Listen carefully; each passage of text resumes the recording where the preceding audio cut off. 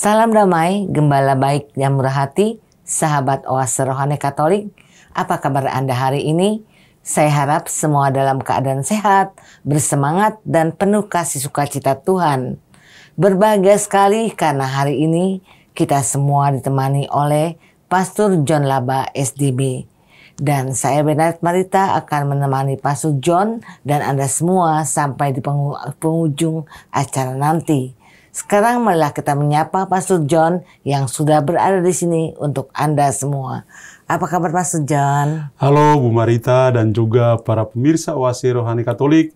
Selamat hari Minggu dan salam sehat untuk semua. Salam jumpa lagi Bu Marita. Iya, bagaimana kabar Pastor? Kabar baik. Puji Tuhan.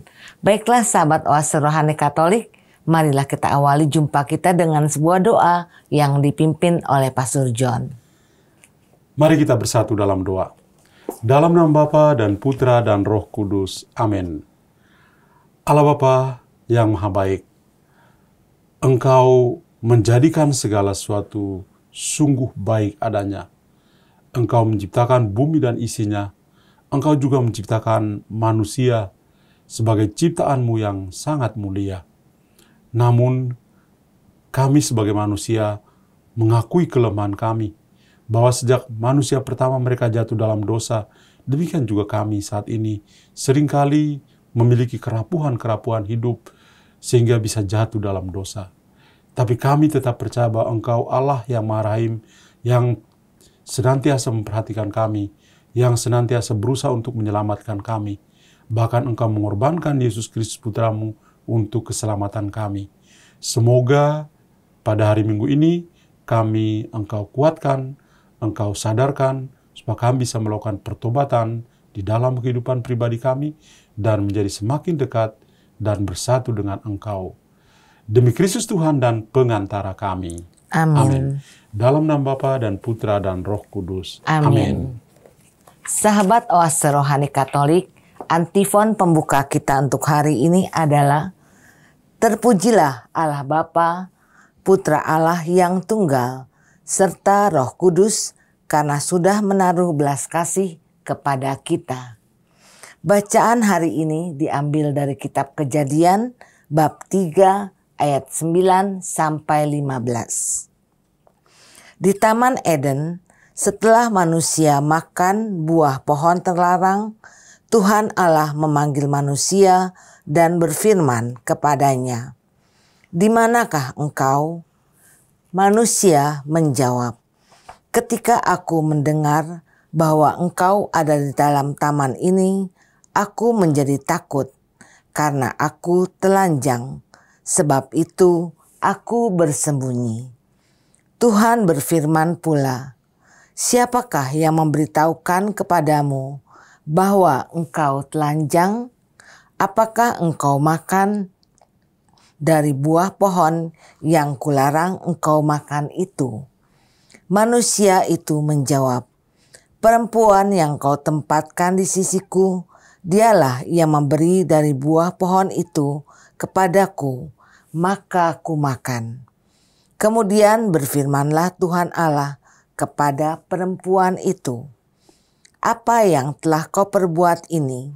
Jawab perempuan itu, "Ular itu yang memperdayakan aku, maka ku makan buah itu." Lalu berfirmanlah Tuhan Allah kepada ular itu, "Karena engkau berbuat demikian, terkutuklah engkau di antara segala ternak dan di antara segala binatang hutan. Dengan perutmu lah engkau akan melata, dan debu tanahlah yang akan kau makan seumur hidupmu. Aku akan mengadakan permusuhan antara engkau dan perempuan ini, antara keturunanmu dengan keturunannya. Keturunannya akan meremukkan kepalamu, dan engkau akan meremukkan tumitnya." Demikianlah sabda Tuhan. Syukur kepada Allah. Sahabat Oase Rohani Katolik, marilah kita tanggapi sabda Tuhan dengan mazmur tanggapan. Pada Tuhan ada kasih setia dan penebusan berlimpah. Pada Tuhan ada kasih setia dan penebusan berlimpah. Dari jurang yang dalam, aku berseru kepadamu ya Tuhan. Tuhan, dengarkanlah suaraku. Biarlah telingamu menaruh perhatian kepada suara permohonanku. Pada Tuhan ada kasih setia dan penebusan berlimpah. Jika engkau mengingat-ingat kesalahan ya Tuhan, siapakah yang dapat tahan? Tetapi padamu ada pengampunan, maka orang-orang takwa kepadamu. Pada Tuhan ada kasih setia dan penebusan berlimpah. Aku menanti-nantikan Tuhan, jiwaku menanti-nanti, dan aku mengharapkan firman-Nya. Jiwaku mengharapkan Tuhan, lebih daripada pengawal mengharapkan pagi. Pada Tuhan ada kasih setia dan penebusan berlimpah. Berharaplah kepada Tuhan, hai Israel, sebab pada Tuhan ada kasih setia, dan Ia banyak kali mengadakan pembebasan. Dialah yang akan membebaskan Israel dari segala kesalahannya. Pada Tuhan ada kasih setia dan penebusan berlimpah. Bacaan dari surat kedua Rasul Paulus kepada jemaat di Korintus, bab 4 ayat 13 sampai bab 5 ayat 1. Saudara-saudara, kami memiliki roh iman yang sama, seperti ada tertulis, aku percaya, sebab itu aku berkata-kata, maka kami pun juga percaya, dan sebab itu kami juga berkata-kata. Karena kami yakin bahwa Allah yang telah membangkitkan Tuhan Yesus akan membangkitkan kami juga bersama-sama dengan Yesus. Dan Allah itu akan menghadapkan kami bersama-sama dengan kamu ke hadirat-Nya. Sebab semuanya itu terjadi demi kamu, supaya kasih karunia yang semakin besar karena semakin banyaknya orang yang menjadi percaya, menghasilkan ucapan syukur yang semakin melimpah bagi kemuliaan Allah. Sebab itu kami juga tidak tawar hati, meski manusia lahiriah kami semakin merosot, namun manusia batiniah kamilah diperbaharui dari hari ke hari. Sebab penderitaan ringan yang sekarang ini mengerjakan bagi kami kemuliaan kekal yang melebihi segala-galanya, jauh lebih besar daripada penderitaan kami. Sebab kami tidak memerhatikan yang kelihatan, melainkan yang tidak kelihatan. Karena yang kelihatan itu sementara, sedangkan yang tidak kelihatan itu kekal. Kami tahu bahwa jika kemah kediaman kami di bumi ini dibongkar, Allah telah menyediakan suatu kediaman di surga bagi kita, suatu tempat kediaman kekal yang bukan buatan tangan manusia. Demikianlah sabda Tuhan. Syukur kepada Allah. Sahabat Oase Rohani Katolik, sekarang marilah kita simak bersama Injil Suci menurut Markus bab 3 ayat 20 sampai 35 yang akan disampaikan oleh Pastor John untuk kita semua. Haleluya, haleluya, haleluya. Haleluya, haleluya, haleluya.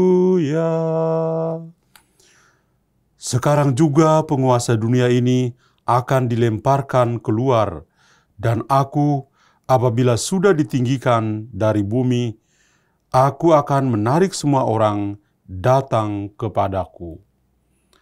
Haleluya, haleluya, haleluya. Tuhan bersamamu. Dan bersama rohmu.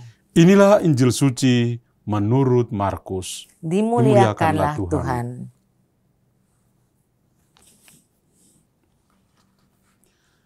Sekali peristiwa ketika Yesus dan murid-muridnya masuk ke sebuah rumah, orang banyak datang lagi berkerumun, sehingga makan pun mereka tidak dapat. Waktu keluarganya mendengar hal itu, mereka datang hendak mengambil Yesus, sebab kata mereka, ia tidak waras lagi. Ahli-ahli Taurat yang datang dari Yerusalem berkata, ia kerasukan Beelzebul. Ada juga yang berkata, dengan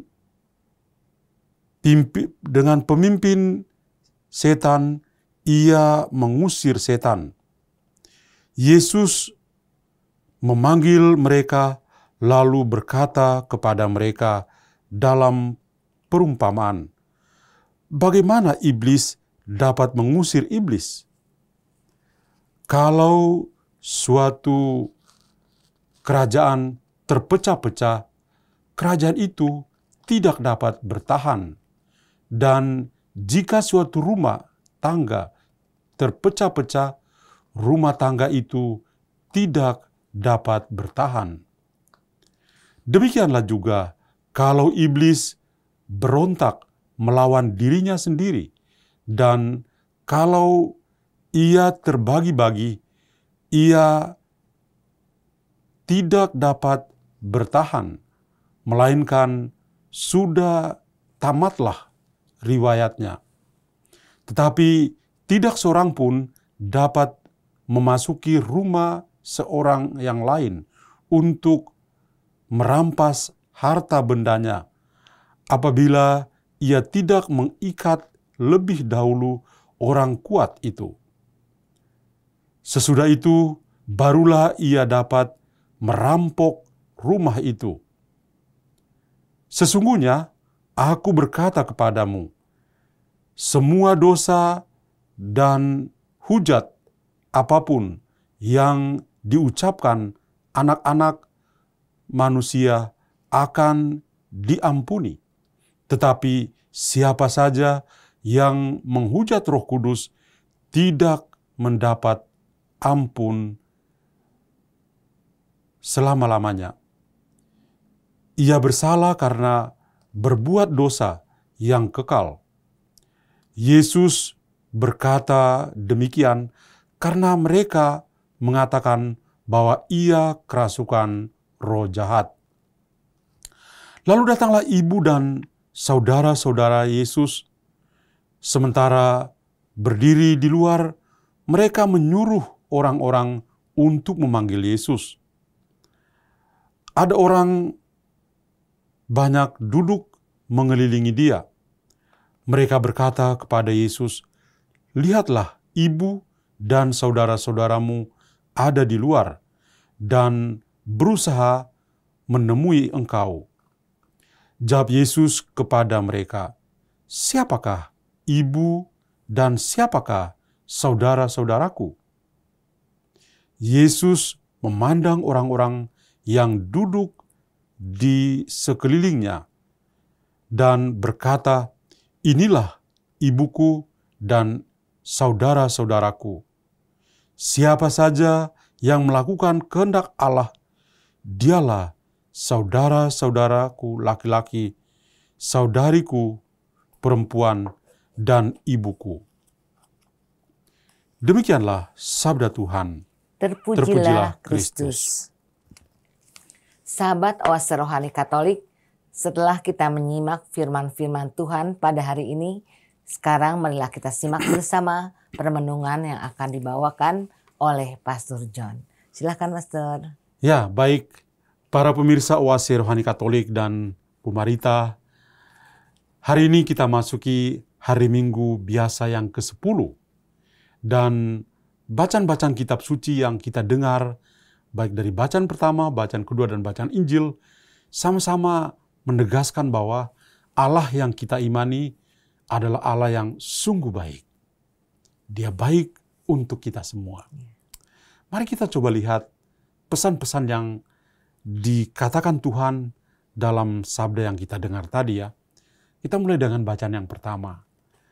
Di dalam bacaan pertama kita mendengar kelanjutan dari kisah penciptaan dalam kitab Kejadian. Dan kalau kita perhatikan baik-baik kisah penciptaan, Tuhan itu digambarkan sebagai Allah yang sungguh baik karena Dia menciptakan segala sesuatu, dan setelah selesai penciptaan Dia memandang mereka dan boleh dikatakan Dia menciptakan segala sesuatu sungguh baik adanya. Tidak ada satupun yang kurang. Sungguh baik adanya. Bahkan manusia sebagai ciptaan yang terakhir itu sebagai ciptaan yang paling mulia.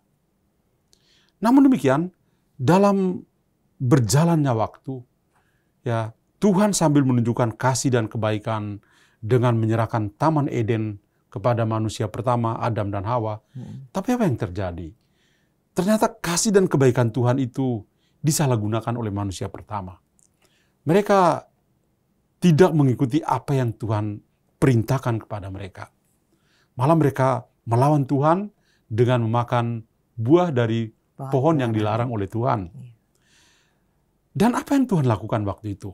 Tuhan tetap menunjukkan kebaikannya. Tuhan malah pergi mencari. Dia pergi mencari, memanggil, dan manusia itu akhirnya sadar diri dan menjawab panggilan Tuhan. Kami sedang ada di sini. Kami bersembunyi karena kami telanjang dan kami malu. Dan Tuhan lalu berdialog dengan mereka. Apa yang sedang terjadi? Pasti kamu makan buah dari pohon yang terlarang. Iya, manusia pertama Adam mulai menjawab, wanita yang engkau tempatkan di sampingku, dia yang beri buah itu kepada saya untuk saya makan. Wanita juga tidak kalah. Oh, ular itulah yang menggoda saya sehingga bisa memetik buah itu dan saya makan. Maka saling mempersalahkan, membenarkan diri dan mempersalahkan satu sama lain ya. Tapi Tuhan tidak bersikap seperti yang dilakukan oleh manusia pertama ini. Tidak mempersalahkan mereka ya sebagaimana yang kita biasa lakukan. Tuhan malah yang Dia kutuk adalah ular. Sedangkan manusia pertama, Dia marahi mereka. Akan ada kesusahan bagi kamu. Itu yang Dia sampaikan kepada manusia.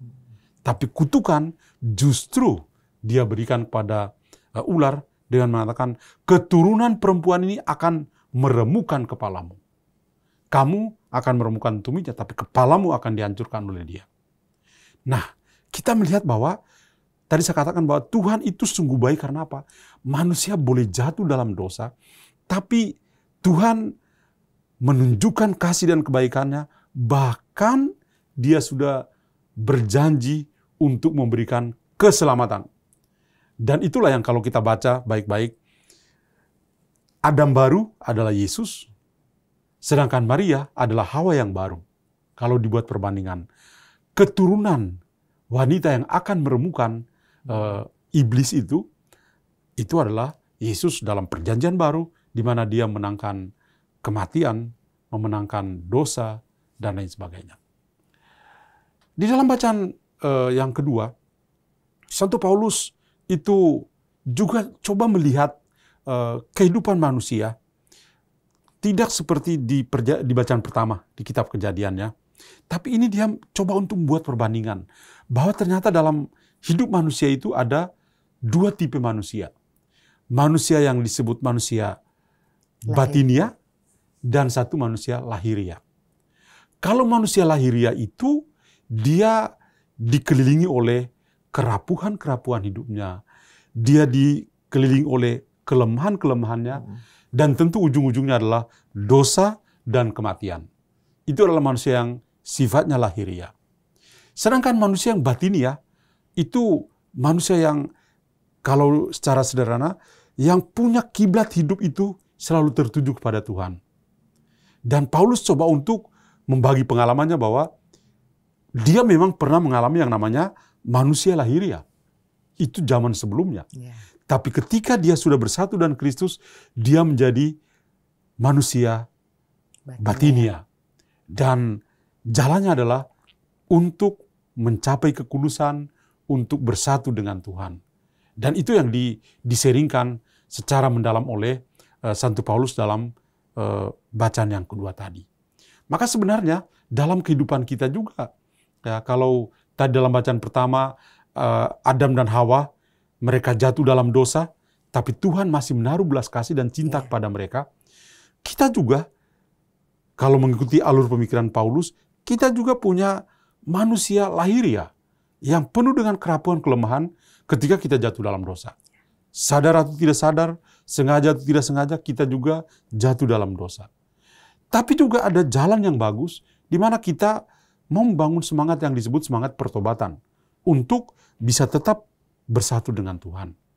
Jadi manusia lahiriah, manusia batinia memang kita alami, tapi Paulus mau mengatakan pada kita, yang paling penting adalah manusia batinianya. Kemudian dalam bacaan Injil, itu kita juga mendengar bagaimana Tuhan Yesus coba untuk membantu kita. Hal yang paling penting adalah bagaimana kita berusaha untuk bisa menjadi saudara Yesus. Bagaimana kita bisa menjadi saudara Yesus? Tentu kita juga penuh dengan kerapuhan-kerapuhan, sebagaimana dikatakan oleh bacaan pertama, tapi juga pengalaman Santo Paulus. Tapi kerapuhan-kerapuhan kita, ya, kelemahan-kelemahan kita itu menjadi perubahan yang besar kepada kita karena ada Yesus sendiri. Apa yang akan berubah pada kita? Yang Yesus maksudkan adalah ketika kita bisa berusaha untuk melakukan kehendak Bapa, kita bisa menjadi saudara, saudari, dan juga ibu dari Yesus. Jadi relasi kita untuk bersatu dengan Kristus itu tidak lagi relasi keturunan darah yang dipikirkan oleh manusia. Tapi ketika persaudaraan kita bangun dengan melakukan kehendak Allah, itu kita bisa betul-betul menjadi saudara dari Yesus sendiri. Itu kiranya 3 bacaan yang saya katakan tadi, dasarnya adalah pada sosok Allah yang sungguh baik kepada kita. Terima kasih, Pastor. Ya. Bagaimana cara kita memelihara manusia batinia agar kita menjadi semakin baik dan semakin dekat dengan Yesus? Ya, kita tahu bahwa Allah itu menciptakan kita baik adanya. Dan meskipun manusia itu jatuh dalam dosa, tapi yang Allah nampakkan selalu kebaikannya. Bahkan dia selalu berusaha untuk menyelamatkan umatnya. Karena itu, apa yang harus kita lakukan? Yang harus kita belajar adalah sifat Tuhan ini. Kalau Tuhan itu selalu menunjukkan kasih dan kebaikannya kepada manusia yang penuh dengan kerapuhan dan kelemahan, mestinya kita dalam hari-hari kehidupan kita, yang perlu kita tunjukkan adalah kasih dan kebaikan. Karena semuanya berasal dari Tuhan. Apakah itu berarti kita tidak punya kelemahan-kelemahan? Ada kelemahan. Tapi kelemahan-kelemahan kita itu, kita sadari bahwa itulah sifat lahiriah kita. Tapi yang terpenting adalah aspek manusia batinia kita yang paling mendalam. Karena apa? Karena Tuhan ada bersama dengan kita. Kalau kita kembali ke bacaan pertama, Tuhan ketika dia menciptakan manusia, manusia itu ciptaan yang paling mulia. Dan baik adanya. Bahkan sungguh amat baik, ya itu. Atau di dalam bacaan kedua, Santo Paulus mengatakan orientasi kita atau kiblat kita itu tertuju pada Tuhan. Bahkan dia katakan di bacaan kedua, kita tinggal di dunia ini. Rumah yang kita huni akan hancur. Tapi sudah ada rumah yang baru, yang kekal, yang Tuhan siapkan untuk kita. Itu berarti manusia batinia kita itu harus lebih kuat karena kita punya orientasi. Rumah kita itu bukan di dunia. Dunia akan hilang, tapi tertuju pada Tuhan. Karena di sana rumah yang kekal, rumah yang selama-lamanya ada di sana. Dan itu lagi, kalau seandainya kita betul-betul patuh pada apa yang Tuhan kehendaki, kita pasti ada bersama dengan Tuhan selama-lamanya di rumah yang disiapkan itu. Amin. Terima kasih Pastor. Ya. Pastor, adakah pesan-pesan untuk sahabat Oase Rohani Katolik dari bacaan pertama dan kedua ini? Ya, dari bacaan pertama dan kedua, pertama, kita menyadari bahwa dalam kehidupan kita, betapa banyak hal yang kita alami dari Tuhan. Dan itu patut kita syukuri. Ya. Kita patut bersyukur. Siapapun diri kita, apapun diri kita, penuh dengan kekuatan atau kelemahan atau kerapuhan, tapi yang ada adalah Tuhan yang begitu baik, yang selalu berusaha untuk menyelamatkan kita. Tuhan tidak mengutuk kita seperti Dia mengutuk iblis. Tapi yang justru Dia perhatikan adalah bahwa manusia benar-benar sangat mulia di mata Tuhan sendiri. Itu yang pertama. Yang kedua adalah Tuhan juga mengajak kita supaya di dalam kehidupan kita, kita betul-betul membangun semangat pertobatan. Kalau kita bisa membangun semangat pertobatan, kita bisa menjadi saudara, saudari, dan ibu Yesus. Dalam arti apa?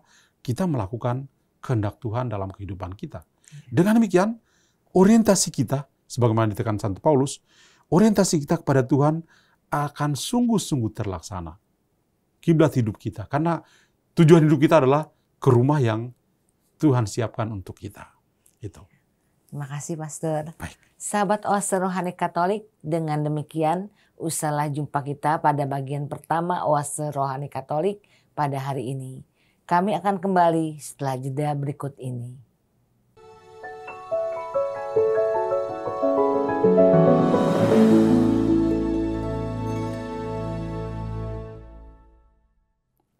Sahabat Oase Rohani Katolik, kembali Anda menyimak siaran Oase Rohani Katolik hari ini.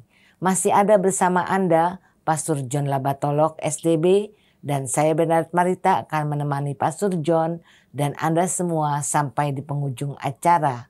Bila Anda mempunyai pertanyaan, usul atau saran, silahkan kirim ke alamat email kami orkkaj2021@gmail.com, atau Anda dapat kirim WA ke nomor 0881 0251 33438.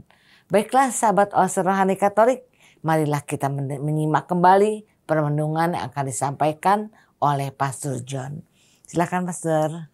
Ya, Bu Marita dan pemirsa Oase Rohani Katolik yang terkasih. Setelah kita mendengar dalam permenungan kita di bagian pertama, kita melihat bahwa sosok Allah yang kita imani benar-benar Allah yang sungguh baik bagi kita.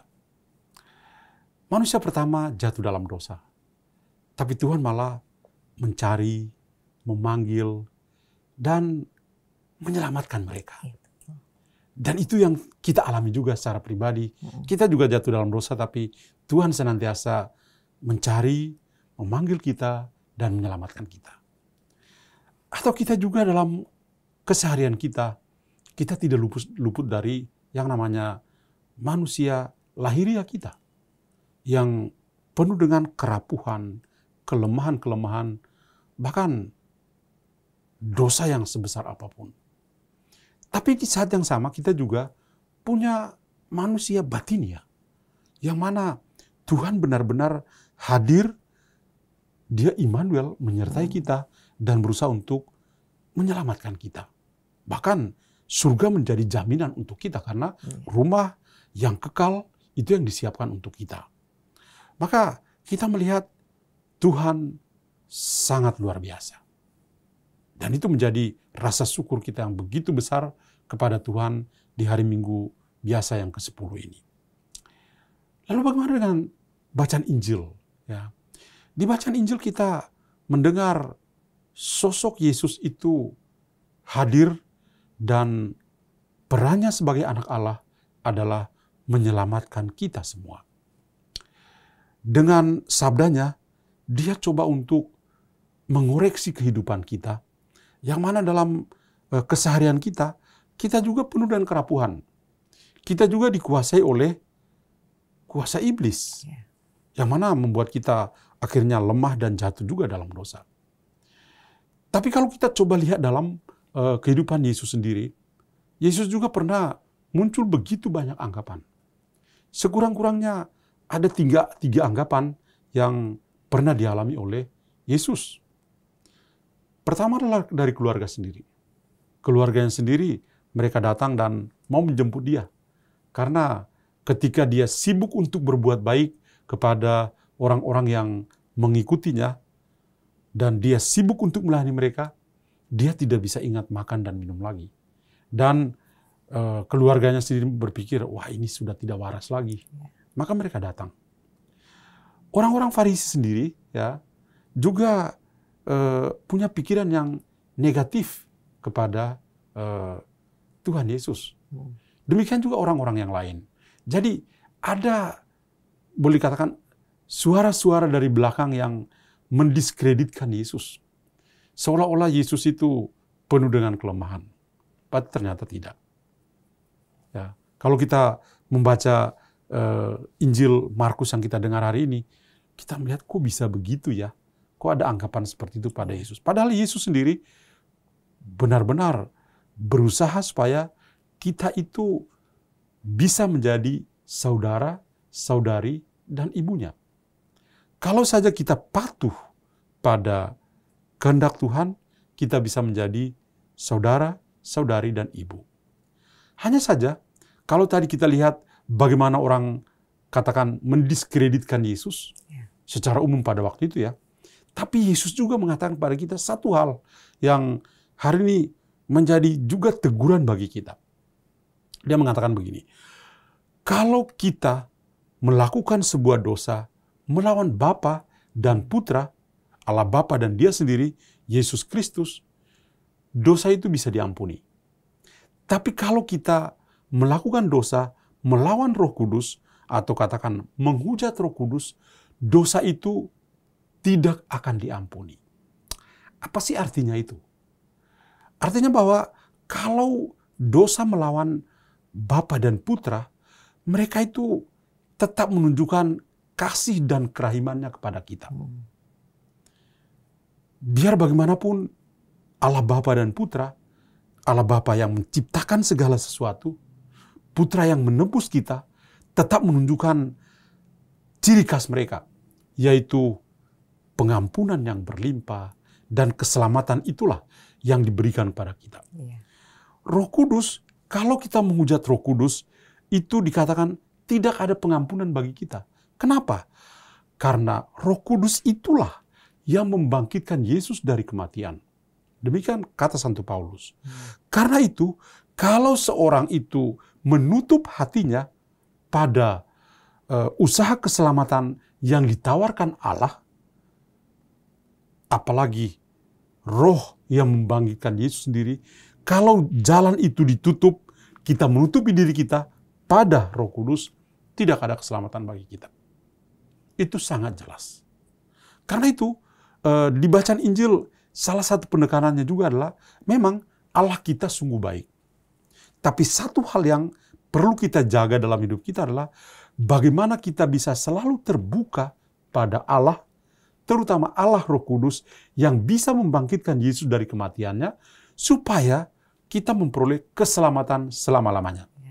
Kalau saja kita menutup diri dari gerakan Roh Kudus di dalam diri kita, Roh yang membangkitkan Yesus, kita tutup diri terhadap Dia, tidak ada keselamatan bagi kita. Itu. Terima kasih, Pastor. Pastor, bagaimana cara kita dapat terus mengasah suara Roh Kudus agar dipenuhi selalu dengan suara Roh Kudus, suara hati kita agar dipenuhi oleh Roh Kudus? Bagaimana cara kita mengasah suara hati kita? Ya, suara hati itu adalah tempat di mana Tuhan bersemayam.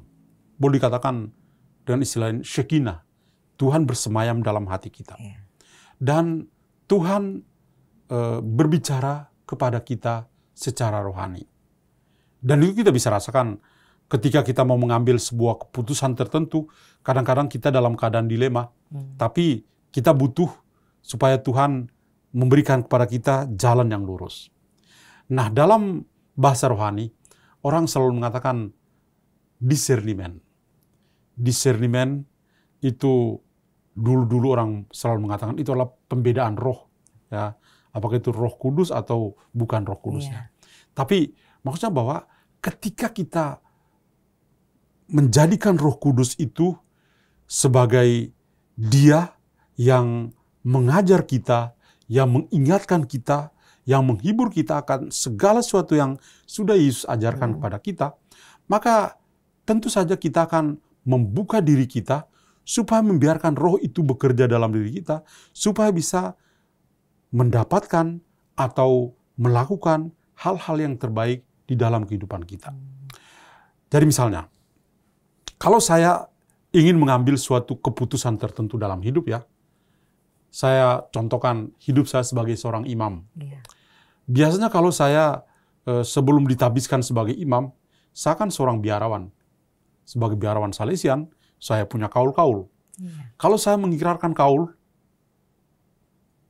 para pemimpin saya, formator saya mengatakan, dan Bapak Pembimbing Rohani saya mengatakan, silakan melakukan discernimen, supaya Anda mengambil keputusan yang terbaik.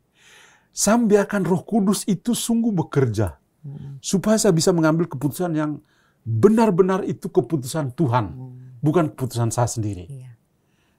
Atau ketika saya ditabiskan sebagai imam, saya juga berdiscernimen. Itu dikasih waktu yang cukup panjang. Saya berdiscernimen, dan saya mengatakan, I'm ready, saya siap untuk ditabiskan. Maka ketika saya mengatakan saya siap ditabiskan, itu bukan karena semata-mata kemauan saya, kesenangan saya. Tapi benar-benar Tuhan bekerja. Dan membuat saya enjoy sebagai seorang imam. Dan melayani selama 20-an tahun menjadi seorang romo ya. Itu pengalaman saya. Jadi bagaimana kita bisa merasakan ya karya roh, gerakan roh di dalam diri kita ya, adalah bahwa Roh Kudus betul-betul penghibur, pengingat yang sungguh luar biasa. Karena itu kalau kembali ke Injil, sayang sekali kalau kita menutup diri kepada Roh Kudus. Atau sayang sekali kalau kita menghujat Roh Kudus. Dengan menutup diri kita, tidak ada keselamatan bagi kita. Maka mari kita membuka diri kita supaya percayalah kepada Roh Kudus.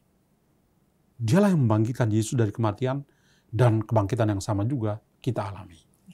Terima kasih, Pastor. Ya. Pastor, bagaimana manusia dapat membedakan mana suara hati yang benar-benar suara dari Tuhan, mana yang merupakan hanya keegoisan kita saja? Ya, kita bisa, tadi saya sudah memberikan sebuah contoh bahwa kalau kita melakukan sebuah discernimen untuk mengerti apakah segala sesuatu itu berasal dari Tuhan, ya, maka kita perlu membuka hati kita kepada Tuhan. Suara hati kita adalah tempat di mana Tuhan mengingatkan kita, lakukanlah ini yang terbaik, dan kita perlu melakukannya. Dan kita sampai pada suatu keputusan. Kalau misalnya kita betul-betul melakukan itu adalah suara Tuhan, dan itu adalah kehendak Tuhan, maka pasti semuanya akan berjalan sesuai dengan rencana Tuhan. Tapi kalau kita melakukan semata-mata sesuai dengan keinginan kita sendiri, banyak kali kita mengalami seperti itu. Saya melakukan sebuah tugas pelayanan, itu bukan karena Tuhan yang mau, tapi itu kehendak saya sendiri. Supaya orang kenal, saya jadi populer, itu kan hanya sangat manusiawi. Itu sifatnya sangat superficial, sangat dangkal. Akan hilang sangat cepat.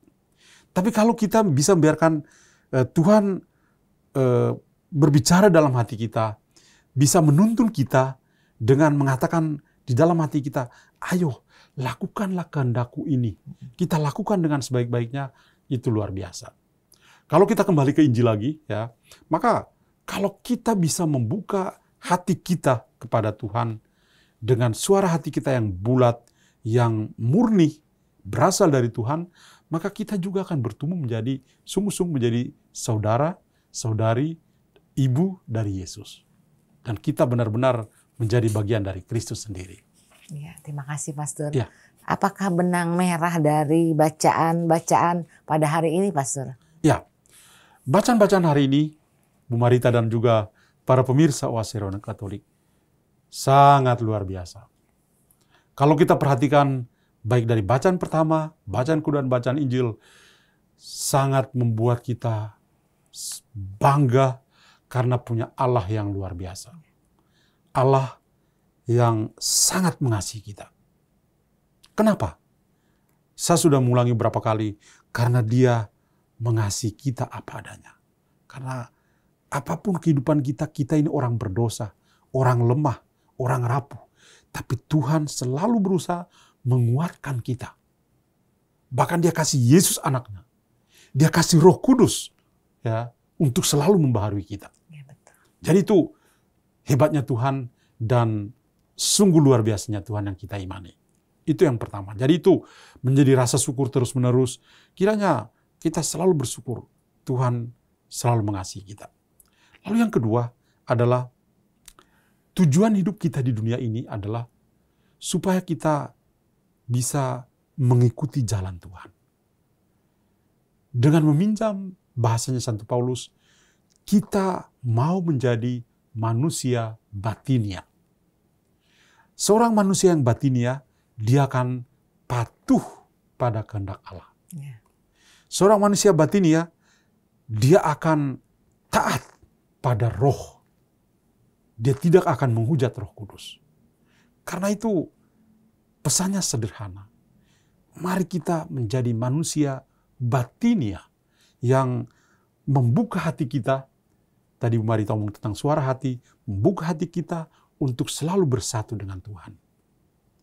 Dan yang ketiga, yang terakhir ini adalah pada pekan biasa yang ke-10 ini, kita semua sungguh diundang untuk melakukan pertobatan yang radikal di dalam kehidupan kita. Manusia pertama sudah jatuh dalam dosa. Tapi Tuhan kasih Adam yang baru, yaitu Yesus. Hawa yang baru, yaitu Maria. Yang mau mengatakan, ada loh pertobatan bagi kita saat ini. Atau kembali ke Santo Paulus, manusia lahiria itu yang lama. Tapi kita punya manusia batinia, ada pertobatan. Atau di dalam bacaan Injil, ketika kita berusaha untuk lepas dari kebiasaan menghujat Roh Kudus dengan dosa yang kita lakukan, ketertutupan hati kita, maka kita membuka diri kita dan kita sungguh-sungguh menjadi anak-anak Tuhan. Itu. Jadi, Bu Marita dan para pemirsa Oase Rohani Katolik, kiranya itu 3 pesan yang saya boleh sarikan dari bacaan kitab suci pada hari ini. Mari kita jalani dan kita akan sungguh-sungguh merasakan Allah kita sungguh baik adanya. Ya. Terima kasih Pastor. Baik. Sahabat Oase Rohani Katolik, dengan demikian usahlah jumpa kita hari ini dalam siaran Oase Rohani Katolik. Maka Pastor John Labatolok SDB dan saya Bernard Marita undur pamit dari ruang dengar Anda. Kami mengucapkan salam damai, tetap semangat dan tersenyum. Marilah kita tutup jumpa kita dengan sebuah doa dan mohon berkat Tuhan melalui Pastor John. Mari kita bersatu dalam doa. Dalam nama Bapa dan Putra dan Roh Kudus. Amin. Bapa dalam surga, Engkau luar biasa. Engkau sungguh baik bagi kami. Sabdamu hari ini betul-betul menjadi pelita bagi langkah kaki kami, langkah hidup kami. Kami menyadari betapa rapuhnya kehidupan kami. Tapi Engkau selalu menguatkan kami. Kehadiran Yesus Kristus Putramu dan Roh-Mu yang kudus sungguh menyelamatkan kami. Engkau juga memberikan kepada kami Maria, Bunda, yang selalu mendoakan kami orang-orang berdosa yang rapuh supaya kami memperoleh keselamatan. Berkatilah kami semua ya Bapa. Semoga pada hari Minggu biasa ke-10 ini kami semakin bertumbuh dalam iman, semakin dekat bersatu dengan Engkau sendiri. Dan dengan demikian kami juga mencapai kekudusan. Demi Kristus Tuhan dan pengantara kami. Amin. Amin.